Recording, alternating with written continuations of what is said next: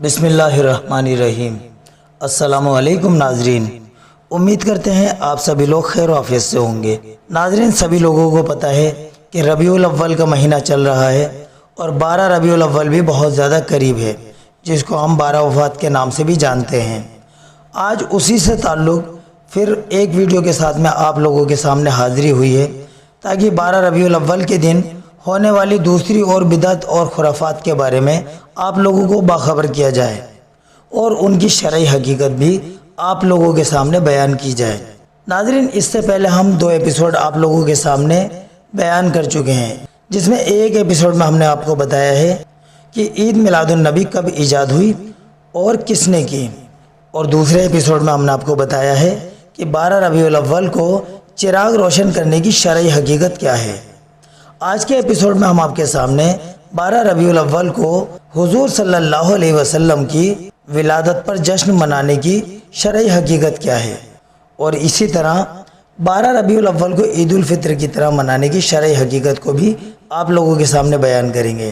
तो इन दोनों अहम चीज़ को जानने के लिए आप हमारे साथ आखिर तक जुड़े रहें। चलिए दोस्तों, पहले हम जान लेते हैं 12 रबीउल अव्वल को हज़रत मोहम्मद सल्लल्लाहु अलैहि वसल्लम की विलादत पर जश्न मनाने की शरई हकीकत क्या है। नाजरीन, आप सभी लोग हमारे मुस्लिम माशरे की सूरत हाल से बखूबी वाकिफ़ हैं कि 12 रबीउल अव्वल को हमारे माशरे में किस तरह आप सल्लल्लाहु अलैहि वसल्लम की पैदाइश पर जश्न मनाया जाता है। नए नए कपड़े पहने जाते हैं, घरों को सजाया जाता है, दावतों का इंतज़ाम किया जाता है, और तो और बाकायदा इस दिन लोग एक दूसरे को आपस में मुबारकबाद भी देते हैं। आइए आपको बताना चाहेंगे कि इस्लाम में किसी की पैदाइश पर खुशी और जश्न मनाने का कोई सबूत नहीं है। ये एक बिदअत है जिसका इस्लाम से कोई ताल्लुक़ नहीं है, बल्कि ये तो लोगों ने सहाबा किराम के बहुत बाद में शुरुआत की थी।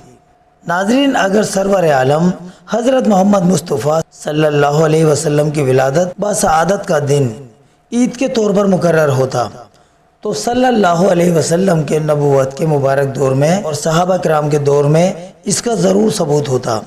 सहाबा किराम अल्लाह के प्यारे नबी के सच्चे आशिक थे और आप पर अपनी जान निछावर करने वाले थे।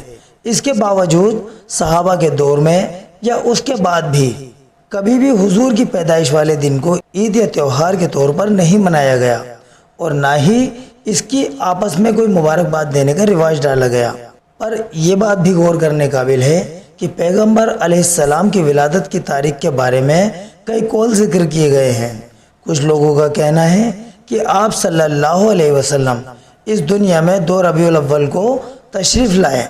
कुछ रिवायत कहती हैं कि आप 9 रबीउल अव्वल को तशरीफ़ लाए। कुछ का कहना है कि आप 12 रबीउल अव्वल को तशरीफ़ लाए। कुछ का कहना है कि आप 7 रबीउल अव्वल को तशरीफ़ लाए। किसी कौल में आपकी विलादत की तारीख 8 जिक्र की गई है, तो किसी में 10 रबीउल अव्वल को आपका इस दुनिया में तशरीफ़ लाना बयान किया गया है।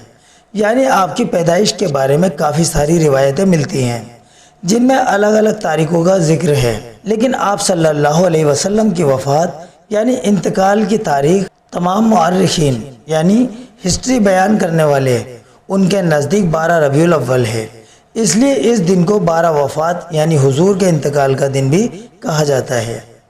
आप ज़रा ठंडे दिमाग से सोचिए कि इस उम्मत के लिए पैगंबर अलैहिस्सलाम के इस दुनिया से पर्दा फरमाने से बड़ा कोई और दिन हादसे और अफसोस का हो सकता है।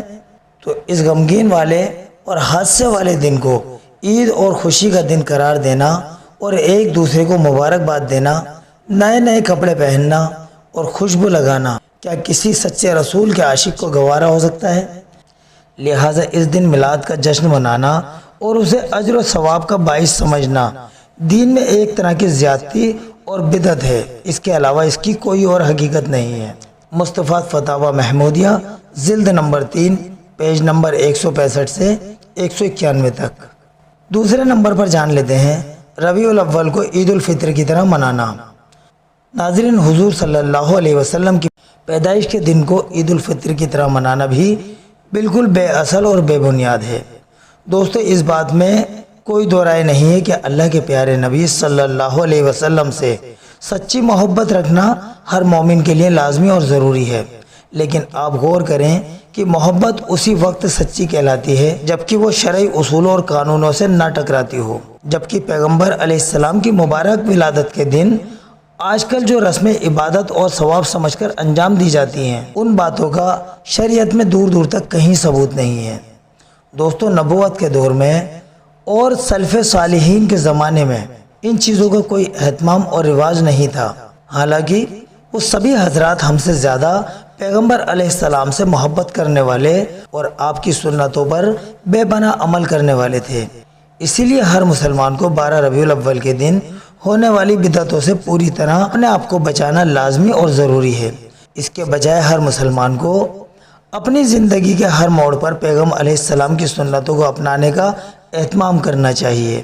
یہی صلی اللہ علیہ وسلم سے سچی محبت اور سچا مومن ہونے کی علامت اور نشانی ہے۔ فتاوی محمودیہ جلد نمبر 3 پیج نمبر 167۔ تو ناظرین، یہ تھی 12 ربیع الاول کو حضور صلی اللہ علیہ وسلم کی ولادت پر جشن منانے کی شرعی حقیقت اور 12 ربیع الاول کو عید الفطر کی طرح منانے کی شرعی حقیقت جو کہ آپ کے سامنے بیان کی گئی ہے۔ امید کرتے ہیں کہ آپ لوگوں کو ہمارا یہ آج کا ویڈیو بھی پسند آیا ہوگا۔ ناظرین، آج کے ویڈیو میں بس اتنا ہی۔ آگے پھر آپ سے ربیع الاول سے متعلق اگلے ایپیسوڈ کے ساتھ بہت جلد ملاقات کریں گے، جس میں ہم آپ کے سامنے ربیع الاول کے جلوس میں شرکت کرنے کے شرعی حکم کو بتائیں گے۔ اس کے علاوہ ربیع الاول سے متعلق اور دوسری اہم چیزوں کے بارے میں بھی آپ کو بتایا جائے گا انشاءاللہ۔ دوستو، ملتے ہیں اگلی ویڈیو میں، تب تک کے لیے آپ اپنی نیک دعاؤں کے ساتھ ہمیں اجازت دیجیے۔ السلام علیکم ورحمۃ اللہ وبرکاتہ۔